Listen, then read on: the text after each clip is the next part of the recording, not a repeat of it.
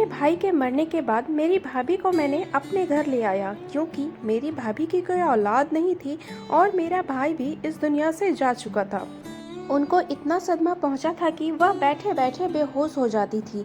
मेरे पति उनको डॉक्टर के पास ले जाते और फिर वापसी पर मेरी भाभी बहुत खुश होती और काफ़ी सारा सामान लेकर घर आती।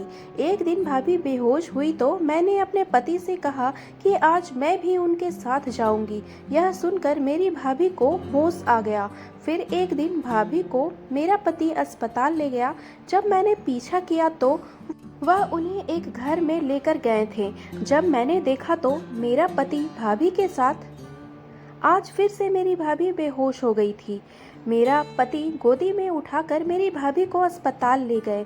सदमा ही कुछ ऐसा था, मेरे भाई की कुछ दिन पहले ही मौत हुई थी। मेरी भाभी को बार बार दौरे पड़ रहे थे। मेरा भाई भाभी से बहुत प्यार करता था। मैंने आज तक कभी उन्हें लड़ते झगड़ते नहीं देखा था। भाई के अचानक से एक्सीडेंट होने की वजह से मौत हुई थी। 5 दिन से मेरा भाभी ने एक निवाला भी नहीं खाया था। मैंने ज़बरदस्ती उनसे कभी दूध पिलाने या कभी कुछ खिलाने या पिलाने की कोशिश करती थी, लेकिन वह साफ मना कर देती थी। एक अजीब बात यह थी कि वह किसी के हाथ से खाना नहीं खाती, लेकिन जब मेरा पति उन्हें अपने हाथ से खाना खिलाता तो वह खाने लगती। मैं और मेरा पति भाभी का बहुत ख्याल रखते थे। एक तो वह बेऔलाद थी, उस पर अब पति का गम भी था। मुझे उनकी हालत पर बहुत अफसोस होता था, लेकिन ना जाने क्यों अब मेरे भाई की मौत को वह चक्कर खाकर गिर जाती थी। मेरे पति उन्हें डॉक्टर के पास ले जाते। मुझे तो बहुत परेशानी होने लगी थी। एक तो मेरी भाभी किसी काम को हाथ भी नहीं लगाती थी, सारा काम मैं ही करती थी। फिर मेरे दोनों बच्चे छोटे थे, उन्हीं से मुझे फुर्सत नहीं मिलती थी। उस पर अब यह आफत मुझ पर टूट पड़ी थी कि भाभी आए दिन बेहोश हो जाती थी। एक बात जो मुझे बहुत परेशान करने लगी थी वह यह कि मेरी भाभी मेरे पति से पर्दा नहीं करती थी। हालांकि उनका मायका भी ठीक ठाक पैसे वाला था, लेकिन वह अपने मायके भी नहीं गई थी। कहने लगी कि मुझे अब हमेशा अपने ही घर में रहना है, जबकि वह जवान थी, चाहती तो दूसरी शादी भी कर सकती थी, लेकिन कहने लगी कि वह मेरे भाई अमित के नाम पर ही जिंदगी गुजारेगी। पहली बार तो मैंने यह सोचा कि वह सदमे में है, जैसे जैसे वक्त गुजरेगा वह ठीक हो जाएगी, लेकिन अब तो महीना गुजर गया। लेकिन अब मेरी भाभी की हरकतें मुझे बहुत अजीब लगने लगी। वह पूरा दिन कमरे में बंद रहती, खाना नाश्ता मैं उन्हें कमरे में देकर आती। कोई मोहल्ले की औरत उनसे मिलने भी आती है तो वह कमरे से बाहर नहीं निकलती और मिलने से इनकार कर देती थी। मुझे अमित के बारे में बात करके दुख होता है। अब मैं भी नहीं था कि वह हर वक्त रोती रहती थी, पूरा दिन नॉर्मल ही रहती थी, लेकिन जैसे ही मेरा पति घर में आते वह कमरे से बाहर आती और मेरे पति से लिपट कर रोने लग जाती। कहने लगती, तुम्हारा जीजा ने मुझे क्यों अकेले छोड़ दिया, मैं अब किसके सहारे जीऊंगी। मुझे ना जाने क्यों अब भाभी की बात बुरी लगने लगी थी। अगर उनको इतना ही गम था तो मेरे गले लगकर रो लेती, अपना जी हल्का कर लेती। यह कौन सा गम था जो मेरे पति के साथ मिलकर ही कम होता था। पूरा दिन तो वो भला चंगा रहती थी। मेरा पति पूरा दिन का थका हारा घर लौटता तो वह कमरे से बाहर निकल कर उसके गले लगकर रोने लग जाती, साथ ही चक्कर खाकर बेहोश हो जाती। मेरा पति उन्हें गोद में उठाए डॉक्टर के पास ले जाता। जब वापस घर आता तो वह बिल्कुल ठीक ठाक अपने कमरे में चली जाती। ऐसा कौन सी बीमारी थी जो मेरे पति के आते ही हो जाती थी और जब डॉक्टर के पास से लौट कर आती तो ठीक हो जाती। मेरा पति भी बिना मुंह नाक बनाए मेरी भाभी के काम के लिए तैयार हो जाता और अगर मैं किसी काम के लिए कह देती तो मना कर देता कि अभी थका हूँ, नहीं जा सकता। उन्हें मेरा एहसास होना चाहिए। सारी जिम्मेदारियां अब मुझ पर आ गई थी। मैं चुप हो जाती क्योंकि वह मुझे साफ साफ जवाब दे देता और भाभी को कुछ ना कहता। मेरी भाभी जवान थी, मेरे पति की हम उम्र थी। मेरे भाई मेरे पति से 5 साल बड़े थे। उनकी शादी के कुछ दिन बाद ही मेरी सास चल बसी थी और ससुर पहले ही जा चुके थे। घर में बस हम ही रहते थे। उन्हें भी पसंद करने मेरी भाभी ही गई थी। देखने में मेरी भाभी बहुत खूबसूरत थी। मेरे पति भी काफ़ी हैंडसम थे। वैसे मेरा भाई मामूली शकल सूरत के मालिक थे, लेकिन वह व्यवहार के बहुत अच्छे थे। 5 साल मेरे ससुराल में बहुत अच्छे गुजरे थे। मेरे भाई मेरा साथ बिल्कुल छोटी बहन की तरह ही पेश आते थे। मेरी बात की छूट की आप कहकर ही बात करते थे। कभी ऐसा नहीं हुआ था कि मेरी भाभी ने कोई फरमाइश मेरे भाई से की हो और वह पूरी ना की हो। मेरे पति मुझसे शुरू से ही खींचे खींचे रहते थे। शादी की रात मुझे देखकर भी ना जाने क्यों मेरे पति का मूड ऑफ हो गया था। मुझसे सीधे मुंह बात भी नहीं करते थे, बस हर वक्त मुझ पर गुस्सा करते रहते थे। 2 साल के बाद हमारे 2 बच्चे हो गए। मेरी भाभी के औलाद नहीं थे, लेकिन अजीब बात यह है कि उसने कभी भी मेरे बच्चों को पकड़कर प्यार नहीं किया था, वरना एक घर में रहते हुए वह औलाद की कमी मेरे बच्चों को प्यार करके पूरा कर सकती थी। लेकिन वह हर वक्त बस खुद पर ही ध्यान देती, मुझे बहुत प्यार से बात करती थी और वह घर के कामों की सारी जिम्मेदारी मुझ पर डाल चुकी थी और खुद कभी जिम जाकर अपनी फिटनेस का ख्याल रखती तो कभी पार्लर जाकर बस अपनी खुशियों को चमकाई रहती थी। मेरे पति मुझसे उखड़े उखड़े रहते थे। मुझे रात को ही तैयार होने की फुर्सत मिलती थी। पूरा दिन मेरी भाभी मुझे किचन के कामों में उलझाए रखती थी। अब मैं रात को तैयार होती तो मेरे पति मुझसे कहते, अब तुम्हारे तैयार होने का क्या फ़ायदा, अब जब मैं आता हूँ तुमसे पसीने से भीगी रहती हो, देखकर मेरा मूड खराब हो जाता है। एक तो पहले से आम शकल सूरत की हो, उस पर जब आओ तुम बेहाल नज़र आती हो। मेरे आने से पहले अपने सब काम खत्म कर लिया करो। अपनी भाभी को देखो, भाई के आने से पहले कैसे खुशबू भरी होती है, उन्हें देखकर ही दिल बाग बाग हो जाता है। मुझे मेरे पति की बातें कुछ समझ नहीं आती थी। मुझे मेरे पति की बातों से तकलीफ तो बहुत होती थी, लेकिन मेरा मसला यह था कि मैं चुप सी लड़की थी। मुझे ज़्यादा चालाकियाँ नहीं आती थी। मुझे शादी की पहली रात मेरे पति ने यही कहा था कि मैं उनकी कोई बात ना टालूं, कभी उनके साथ बहस ना करूं। मैंने कभी उनके साथ किसी भी मामले में बहस नहीं की थी। मेरी साफ सुथरी रंगत थी, लेकिन घर की जिम्मेदारियों से में लगकर मुझे इतनी फुर्सत नहीं मिलती थी कि मेरे पति के घर आने से पहले मैं तैयार होकर बैठ जाऊं। बल्कि अक्सर यह होता था कि मेरे पति के आने का वक्त होता, मैं किचन का काम निपटा कर कमरे में जाने लगती तो मेरी भाभी तैयार होकर अपने कमरे से निकलती और मुझसे कहती कि शिखा, तुमने सलाद तो बनाया ही नहीं, तुम्हें पता है ना कि रोहित को सलाद कितना पसंद है, चलो पहले सलाद बना लो। कैसी बीवी हो तुम, अपने पति की पसंद नापसंद भी तुम्हें पता नहीं है। मुझे देखो, अमित के साथ साथ रोहित की पसंद नापसंद का भी मुझे अच्छी तरह पता है।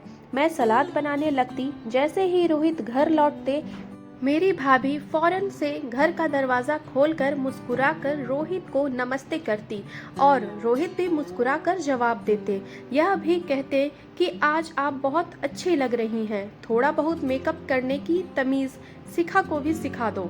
जब भी मैं घर आता हूँ तो किचन में ही पड़ी रहती है, थोड़ा सा भी उसके करीब होकर बात करो तो अदरक लहसुन और पसीने की बू से मेरा जी गुस्से से खराब हो जाता है। रोहित की बात सुनकर मेरी भाभी खिलखिलाकर हंसने लगी।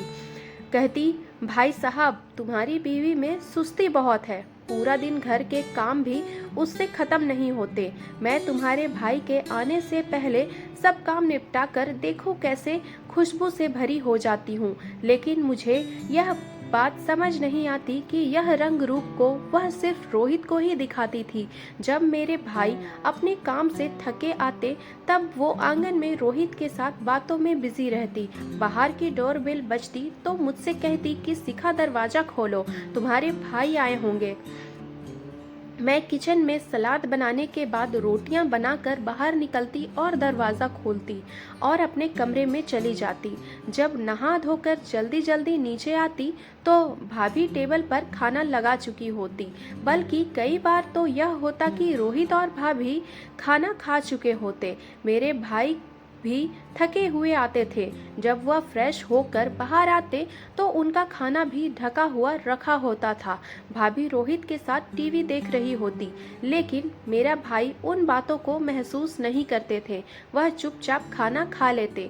जैसे ही खाना खाकर खाली होती, भाभी मुझसे कहती कि अब किचन की तुम संभालो, मैं बहुत थक गई हूँ। मैं टेबल से बर्तन उठाने लगती और यह भी सोचती कि पहले भी तो मैं ही किचन संभालती हूँ, वह करती ही क्या है। बस अपने हुस्न को चमकाना आता है उन्हें। शादी के चंद माह बाद ही मैं गर्भवती हो गई थी। रोहित का रवैया भी मुझसे कुछ बेहतर हो गया था।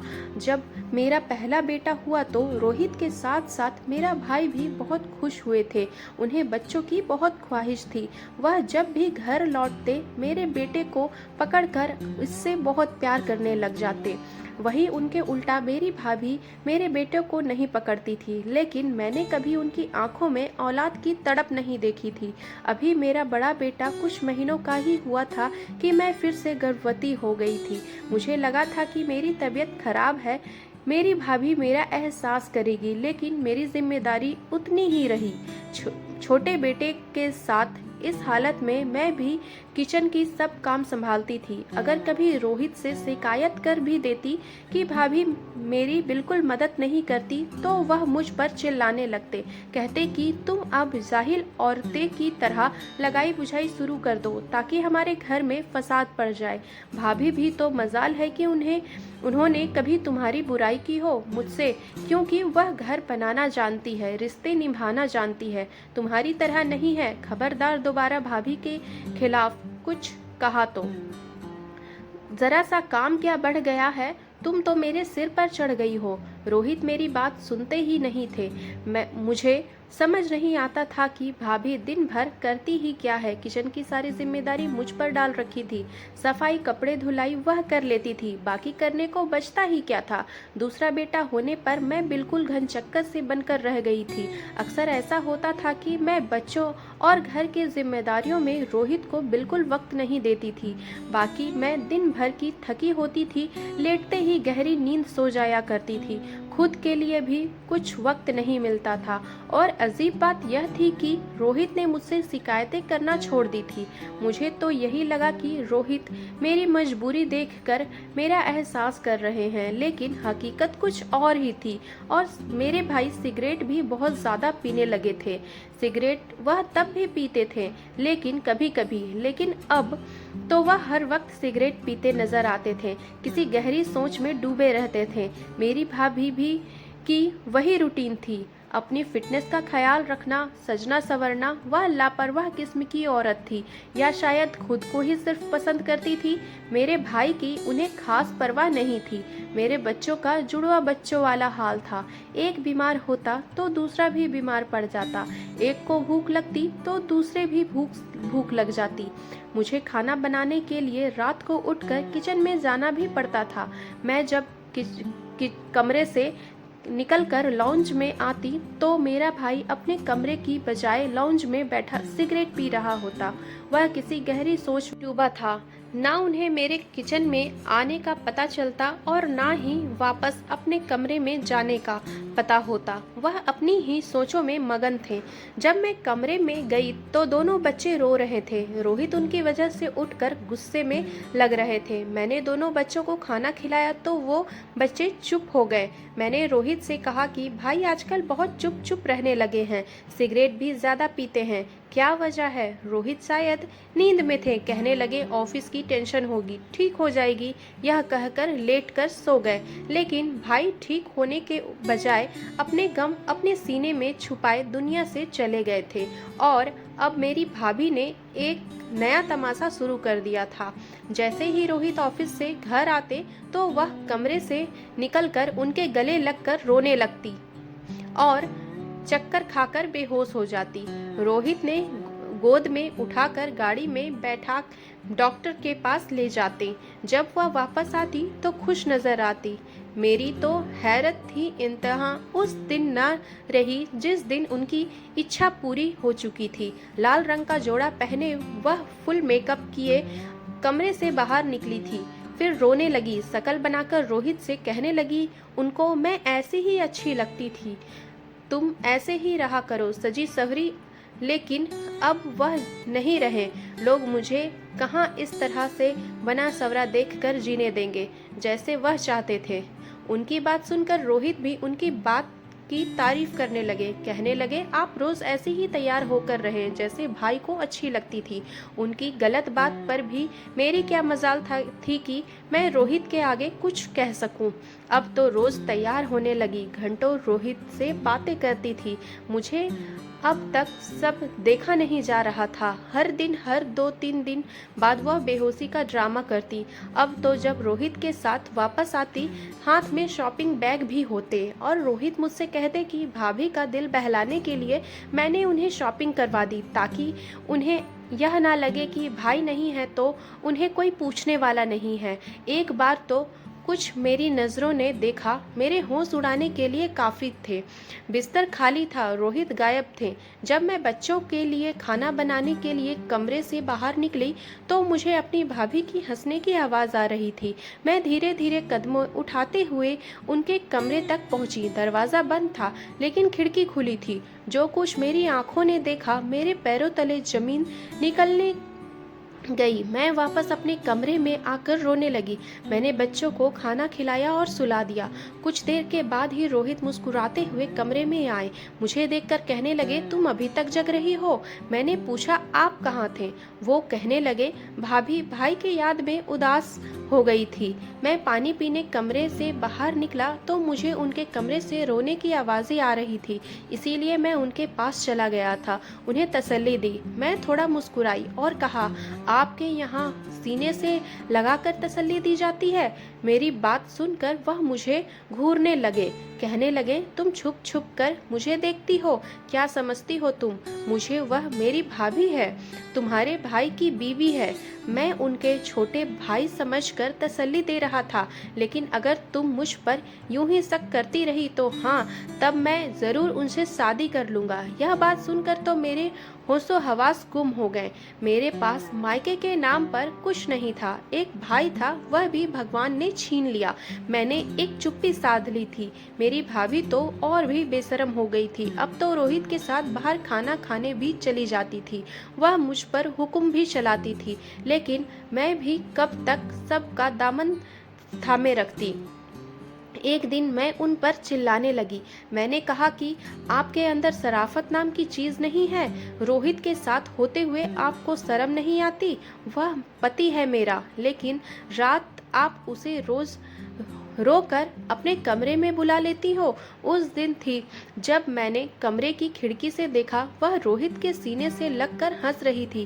कह रही थी, तुम मुझे बिल्कुल उनकी तरह लगते हो। जब मेरे करीब होते हो तो मुझे लगता है कि वह मेरे पास है। प्लीज़ रोहित, मेरे पास से उठकर मत जाओ। और हम उनका सर सहला रहे थे। कहने लगे, आप क्यों रो रहे? हर वक्त भाई को याद करती रहती हैं, इस तरह तो आप बीमार पड़ जाएंगी। मैं एक औरत होने के नाते कैसे सब बर्दाश्त कर सकती थी? जिस मोहब्बत पर मेरा हक है वह रोहित से मेरी भाभी आंसू बहाकर हासिल कर रही थी। वह मेरी बात सुनकर ठहाके लगाकर हंसने लगी। कहने लगी, जाकर पहले अपनी सूरत आईने में देखो और फिर रोहित को देखो। तुम उसके साथ कहाँ जचती हो? तुम उसकी बीवी कम नौकरानी ज्यादा लगती हो। मुझे उनकी बात सुनकर अफसोस हुआ। मैंने कहा, तो फिर आपने मेरे लिए क्यों पसंद किया ऐसे इंसान को? देखने में जैसे भी हो, लेकिन ना इंसाफी बर्दाश्त नहीं कर सकती। मुझसे यह सब बर्दाश्त नहीं हो रहा है। वह इस बात पर भी हंसने लगी। कहने लगी कि मैंने जानबूझकर तुम्हारे लिए रोहित को पसंद किया था।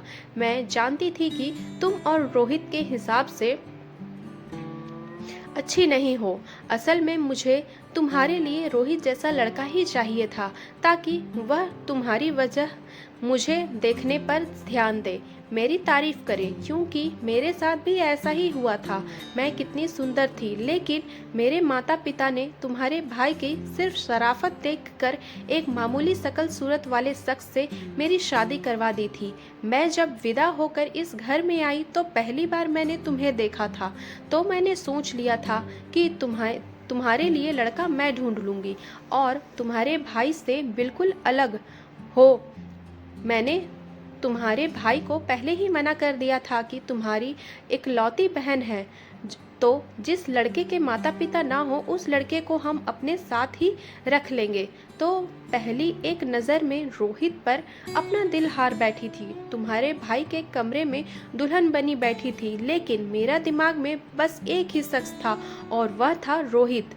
रोहित को मैंने पहले से जानती थी। तुम्हारा भाई भी मेरे रूप की तारीफ बहुत करते थे, लेकिन मुझे कभी उनकी जवाब में अपनी तारीफ अच्छी नहीं लगती थी। मैं तो रोज़ रोहित के लिए सजती संवरती थी। वह मुझे तुम्हारी भाभी समझता था, इज्जत भी करता था, लेकिन एक ही तकलीफ होती थी मुझे रोहित से कि वह मुझसे दूर दूर रहता था, मुझे देखता नहीं था। शायद इसीलिए मैं उनकी बीवी की भाभी थी, लेकिन रोहित की यह आदत मेरी जान जला देती थी। लेकिन मुझे ना पति का परवाह थी ना तुम्हारी। मैं सुंदर रूप की मालकिन हूँ, मुझे हैंडसम आदमी चाहिए था और रोहित मेरे सोच पर पूरा उतरा था। तुम्हारे भाई को बच्चे अच्छे लगते थे, लेकिन मुझे अपनी फिटनेस प्यारी थी। मैं कोई बांझ नहीं हूँ, ना ही तुम्हारे भाई में कोई ऐसी कमी थी। मैंने खुद ही बच्चों का झंझट नहीं पाला, क्योंकि मैं तुम्हारे भाई से दूर रहने के और रोहित के करीब होने के बहाने ढूंढती थी। मैं धीरे धीरे रोहित से बातें करने लगी, उसके साथ वक्त गुजारने लगी। तुम्हारे भाई को यही लगता था कि मैं रोहित का ख्याल रखती हूँ ताकि उसे माँ की कमी महसूस ना हो। जब भी रोहित ऑफिस से वापस आता, मैं तैयार होकर उसके सामने आती। फिर मैं रोहित से खुद ही पूछती कि मैं कैसी लग रही हूँ, क्योंकि मैं चाहती थी कि वह मुझे देखे। वह मुझे देखकर मेरी तारीफ करता था तो मुझे बहुत अच्छी लगती थी, मगर तुम मुझसे ज़्यादा सुंदर होती तो वह तुम्हारी तारीफ करता। यह मुझसे बर्दाश्त नहीं होता। मुझसे शादी के बाद मुझसे शिकायत की थी कि मैंने उसके लिए तुम्हें क्यों पसंद किया। कहने लगा कि भाभी कोई अपने जैसी लड़की ढूंढ देती। यह सुनकर तो मेरा दिल झूम उठा था। तुम्हें मैं हर वक्त इसीलिए किचन में उलझाए रखती हूँ ताकि तुम कभी भी रोहित के दिल में घर ना बना सको। वक्त यूं ही गुजर रहा था, लेकिन तुम्हारे भाई को मुझ पर शक हो गया। उन्होंने मुझसे मुंह में कुछ नहीं कहा, लेकिन यह गम दिल को लगा लिया था। मेरी आंखों में रोहित की मोहब्बत को देख चुके थे। मैं उनसे रोहित के लिए मोहब्बत का इजहार भी कर चुकी थी। यह भी कह चुकी थी कि वह मुझे बिल्कुल पसंद नहीं है। मैं उनके साथ मजबूरन जिंदगी गुजार रही हूँ। उसके बाद मैं तुम्हारे भाई कमरे की वजह लॉन्ज में सोने लगे थे, चुप चुप रहने लगे थे। शायद उनसे यह बर्दाश्त नहीं हुई, इसीलिए मेरी उनसे जल्द जान छूट गई। और अब रोहित की सारी हमदर्दी या मेरे साथ है। वह दिन दूर नहीं जब रोहित मुझसे शादी करके तुम्हें धक्के देकर घर से बाहर निकालेगा। मैं हैरत से फटी फटी आंखों से अपनी भाभी के गंदे इरादे सुन रही थी। जब बाहर का दरवाजा खुला, देखा रोहित बड़े गुस्से से अंदर आ गया और एक जोरदार तमाचा मेरी भाभी के मुंह पर मारकर कहने लगे कि मैं आपको अपनी बड़ी बहन समझता था और आप ऐसी घटिया सोच रखती थी। मेरे बाप जैसे भाई को आपने मौत की घाट उतार दिया। अभी अभी यहाँ से दफा हो जाए, वरना मैं आपको जान से मार डालूंगा। जिस गुस्से के अंदाज में रोहित बोल रहे थे, लगता है कि वह भाभी की सारी बातें सुन चुके थे। मैं दिल में अपने भगवान को शुक्रिया अदा कर रही थी, क्योंकि मेरी बात पर शायद कभी भी भरोसा नहीं करते। मेरी भाभी की सच्चाई रोहित के सामने खुल चुकी थी, इसीलिए वह यहाँ से चली गई। रोहित मुझसे नजरें झुकाकर कहने लगे कि मुझे माफ कर दो, मैंने तुम्हारे साथ अच्छा नहीं किया। रिश्तों की खूबसूरती इसी में है। जो भी रिश्ता हमारा भगवान ने एक दूसरे के साथ बनाया है, उसे उसी की नज़र से देखा जाए और गुजारा जाए, उसी में सबकी भलाई होती है। धन्यवाद दोस्तों। कहानी अगर अच्छी लगी हो तो प्लीज़ एक लाइक ज़रूर कीजिएगा, और अगर चैनल पर न्यू है तो सब्सक्राइब कर लीजिए, ताकि ऐसी अच्छी अच्छी कहानियाँ आप तक पहुँच सके। मिलती हूँ नई कहानी के साथ, तब तक के लिए बाय बाय।